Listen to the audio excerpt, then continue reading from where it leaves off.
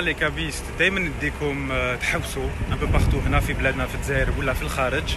اي جو مو رون كونت كو بور بلاد الجي عندي بزاف ما درت لكمش اون ستوري على قلب العاصمه، على رمز العاصمه، على رمز الجزائر العاصمه اللي هي القصبه.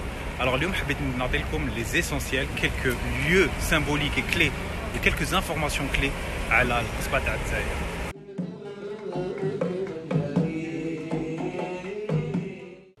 فريمون واعره بزاف باش ندير لكم اون ستوري على التاريخ تاع القصبه والتاريخ تاع الجي puisqu'il faudrait remonter à des millénaires.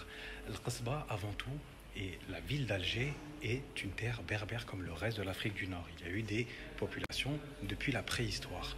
من بعد la ville a été fondée sous le nom d'Icosim et par la suite Icosium sous les Romains اللي معناتها l'île aux mouettes et c'était un port punique. Ensuite elle est passée sous les Romains, ça c'est sous les Irides, Zéléon. في القرن 10 au 10e siècle que la ville d'Alger, Jazair Beni Mzrna, est née.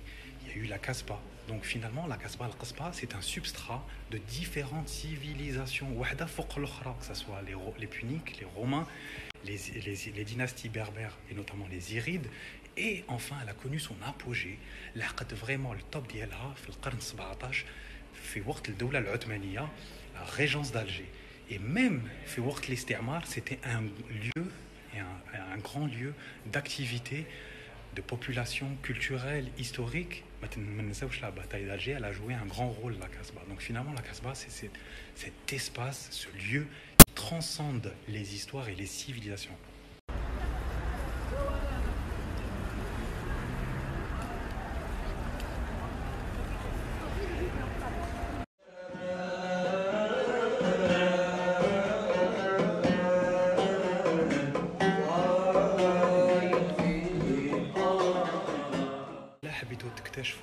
Et si je peux résumer en quelques mots, en quelques thématiques la Kasbah, ce serait d'abord l'aspect urbain. La Kasbah est avant tout une ville dans une ville. Donc le patrimoine urbain, le patrimoine architectural, que ce soit les palais, les différents palais, Dar Khdaout Lamia, Dar Hassan Pacha, etc., etc. C'est aussi la vie religieuse, avec toutes les mosquées, le Jama' Ali Kenhana, Jama' Ketchawa, Jama' Sidi Ramdan, et bien évidemment sans oublier les Zawiyat.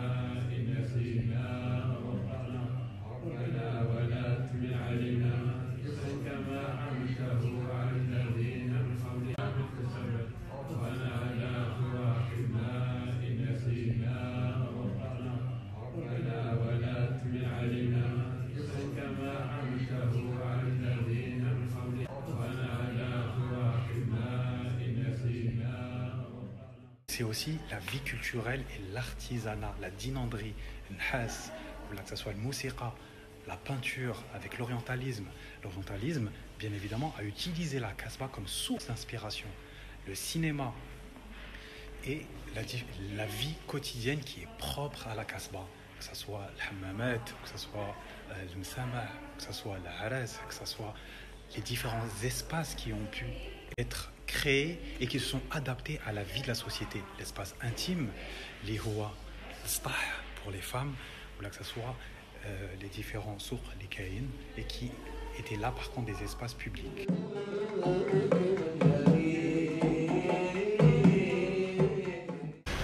واحد اللي يخمم على القصبة لازم يهضر ويذكر ناسها. سكان القصبة، سكان الأصليين القصبة هما قبيلات amazighiennes, des populations berbères autochtones auxquelles se sont ajoutées d'autres populations qui sont venues enrichir la culture kasbadji. كما مثلا الأندلسيين، اليهود، أوروبيين اللي دخلوا في الإسلام، ولا ثاني سكون أبل برانيين، برينسيبالمون الناس تاع الصحراء ديالنا اللي جاو يسكنوا في القصبة، كما البساكرة، كما الناس الأقواط، كما الناس بني مزاب. كاين bien évidemment l'Atrak, les Turcs qui se sont installés ici, et aussi ce qu'on appelle les Koulougli, qui est finalement le mélange de l'Atrak ou l'Amazighi.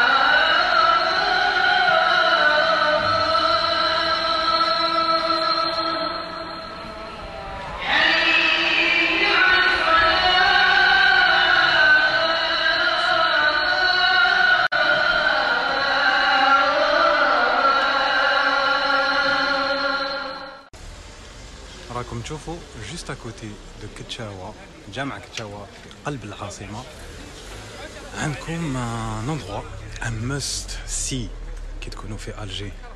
Un must see, un must do, un must try. Un ancien hammam, اسمه حمام سيدنا, un des premiers hammams à Alger, qui était dépendant de Dar Mustafa Pacha, qui est juste à côté, qui est aujourd'hui un musée. Il a été rénové. Et c'est devenu aujourd'hui un resto. En même temps, il y a des guides pour ceux qui veulent visiter la Casbah. That's the place to be.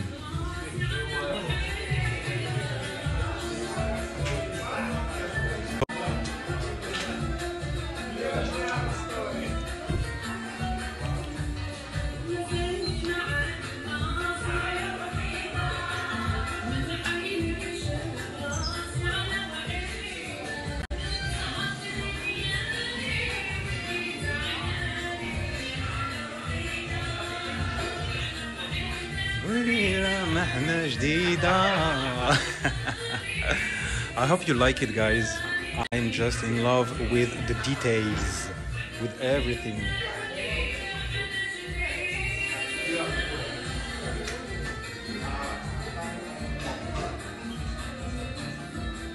Et vous demanderez après mon ami Salinko à Dahoua. Bébé, c'est un pote, c'est mon Salinko, et c'est lui qui gère cet espace-là. De la part de... Lui dites juste capter qualité, ça suffira. C'est le mot de passe.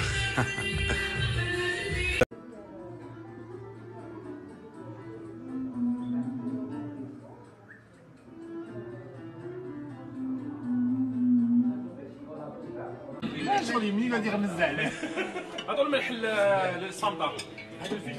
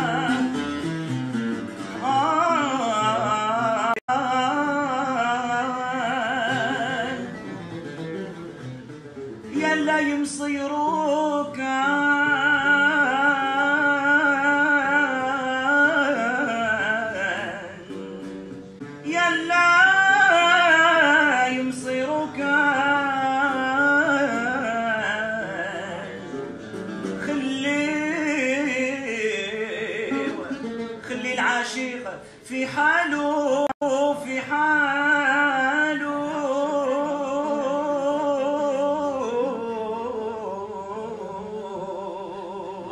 الله عليك يا وهاب.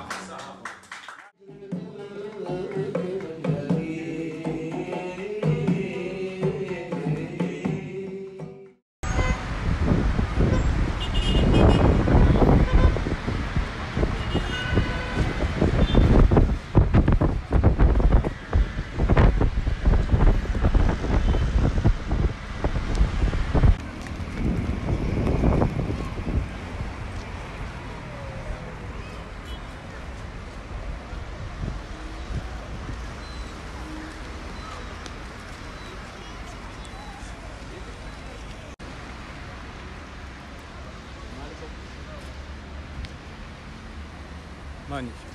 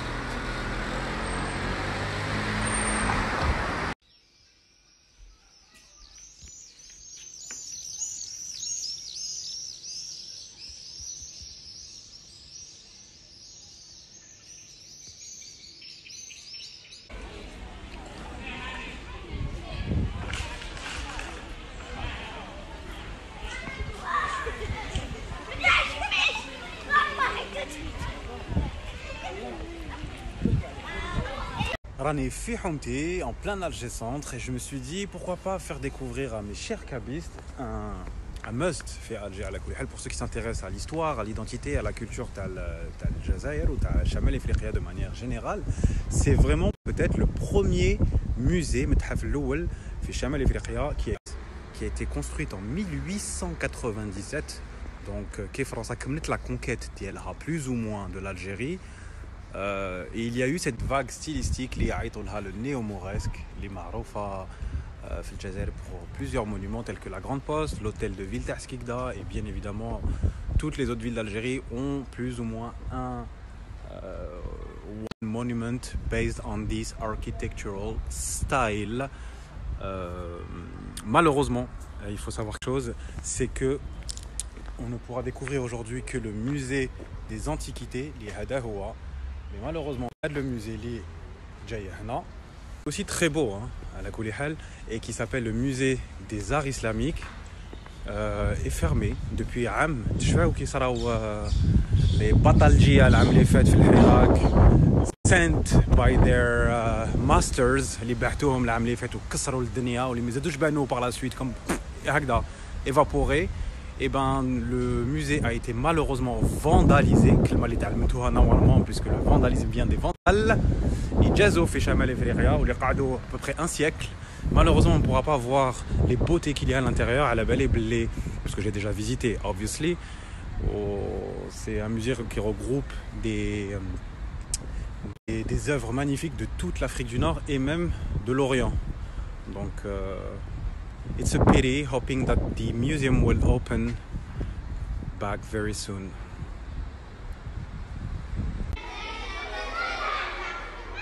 Musée national des antiquités. Une des périodes glorieuses de l'histoire algérienne. Et un des symboles du musée Hada, c'est le masque de la Gorgone qui a fait l'objet d'une controverse il y a quelques années et qui a été récupéré par l'ambassadeur algérien Djebel Rabbi. Il a été trouvé à la base à Annaba. D'ailleurs. It's one of the biggest symbols of antique Algeria. Alors cette salle a l'air d'être dédiée au culte païen. Ça vient à peu près de toute l'Algérie, des différentes mosaïques, des éléments. On retrouve que ce soit de la période romaine, comme toutes ces mosaïques et ces statues. Ça des objets de l'époque libyque, libyco-punique, donc l'époque berbère, avant les Romains. C'était les premières civilisations, la civilisation libyque, donc berbère, et la civilisation punique, qui ont établi les premières villes et les premiers ports commerciaux en Méditerranée occidentale.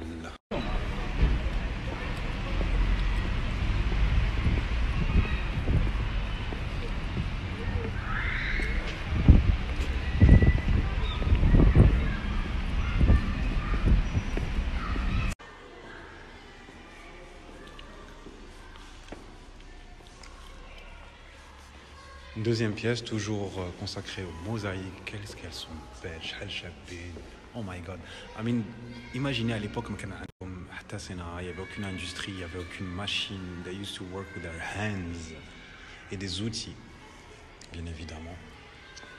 Bon, il y avait le bronze, le fer à cette époque-là, hein, mais quand même, still, il n'y avait pas encore la révolution industrielle. Donc vous imaginez la révolution industrielle que bien plus tard. Hein.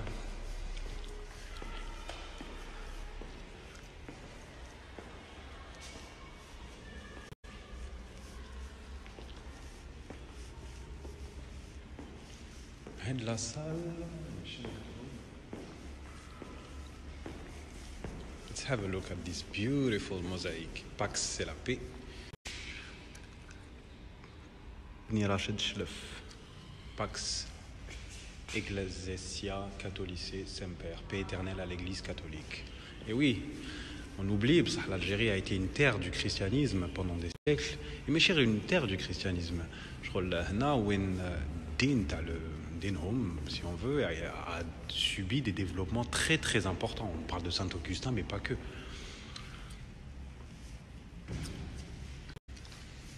Wow, beautiful.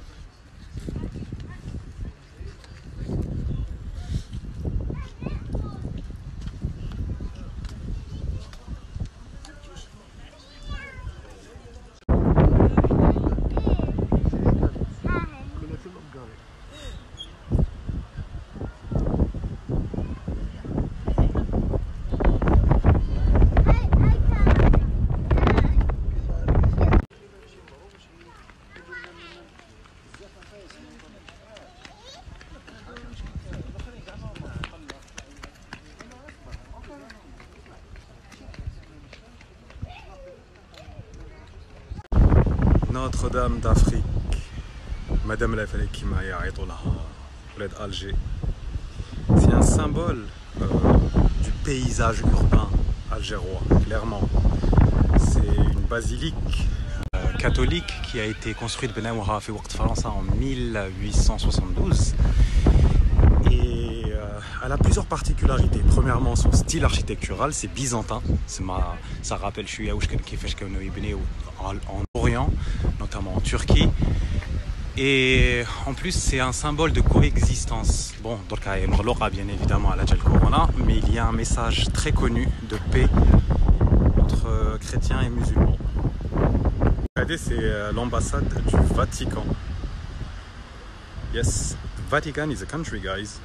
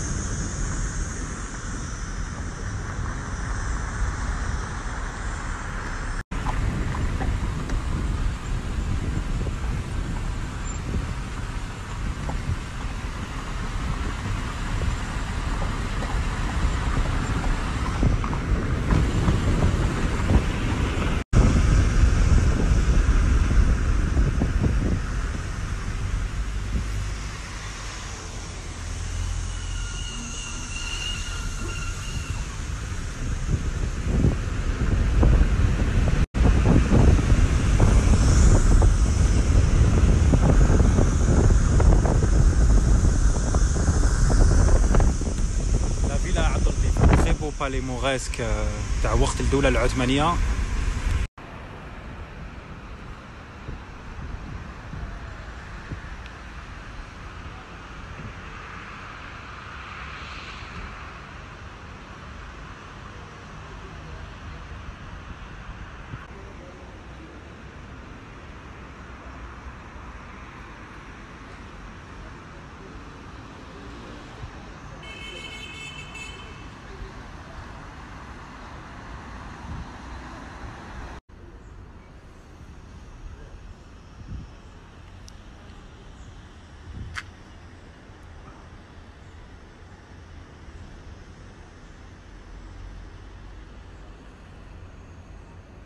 بين المقام الشهيد دونك الهبطه تاع المقام حتى الريسو حتى بيلكور براتيكمون le quartier de Cervantes. Et le quartier de Cervantes porte le nom d'un espagnol اللي معروف في العالم pour avoir écrit un livre qui a changé à jamais la littérature mondiale, qui est Don Quichotte. بصح كيفاش سمينا هذا le quartier Cervantes?